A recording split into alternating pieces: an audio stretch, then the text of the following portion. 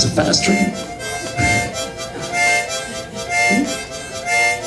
Great. So that's another technique that you can use to build these rhythms that are so absolutely essential for solo harmonica. As a solo harmonica player, you're basically a one-man band because you've got this tiny little instrument that needs to keep the rhythm going, it needs to keep a melody going, and it needs things moving forward. So I'm going to demonstrate a little bit what you can do with rhythm harmonica and a melody. Okay? This one's called Shuffling with Muddy because it's one of my heroes, Muddy Waters. Anybody familiar with him? He's a great blues giant. And his harmonica player was a guy named Little Walter, who's one of the greatest blues harmonica players of all time.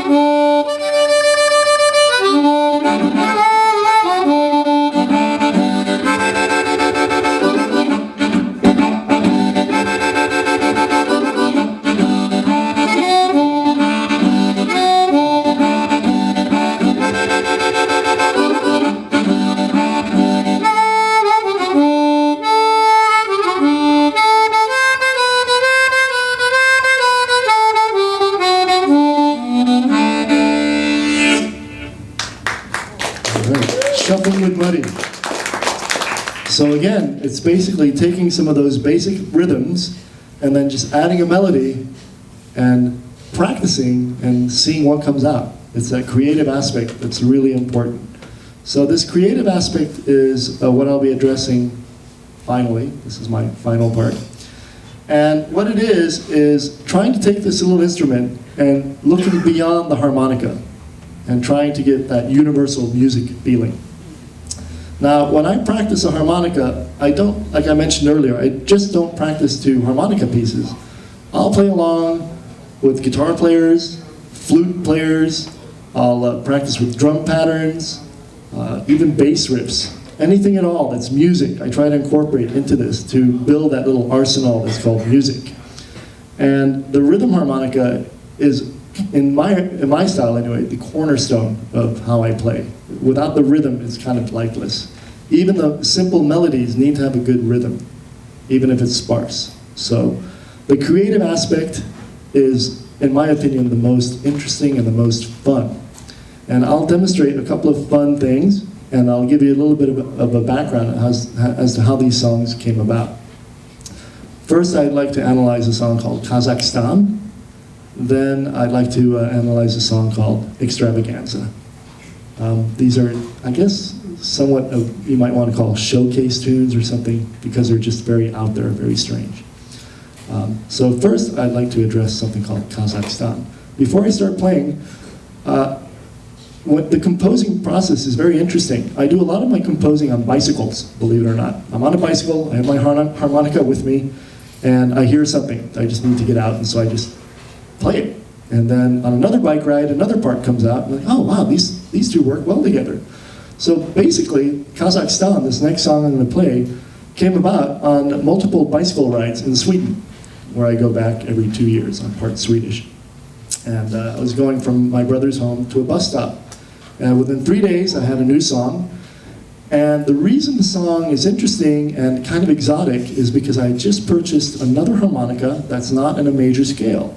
It's in what's called a harmonic minor scale.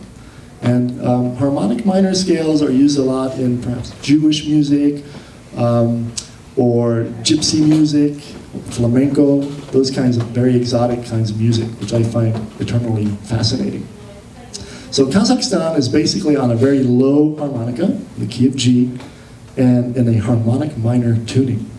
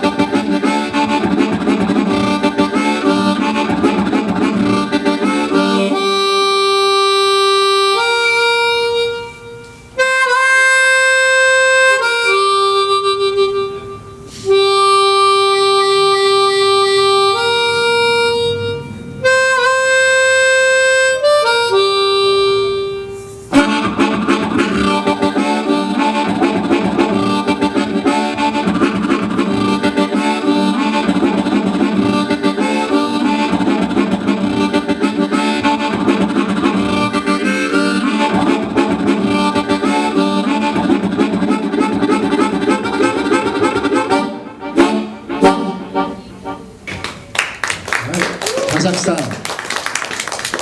So again, it's just about being creative and being on a bicycle and just adding them up and see what happens. Right? Plus, there's a lot of practice involved, of course.